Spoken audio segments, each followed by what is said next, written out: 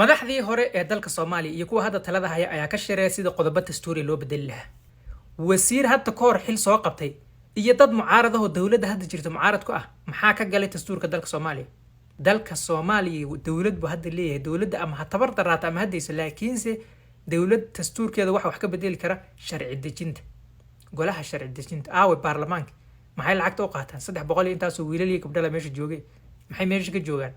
sharci dejin waxa la dhahaa legislative iyaga wax qoraan ayaga ansix iyaga maaragtay u codeeyaan aqalka sare oo mara madaxweynaha saxiixa kadib uu dastuur noqon karaa laakiinse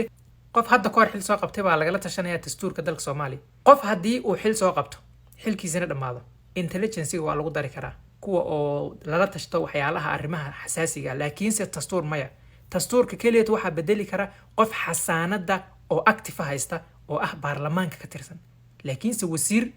iyo dad mucaarada farmaajo arrinta wuxuu ku diiday weeyaan adiga daawane maxaa u malaynaysaa arrintan ma saxsan tahay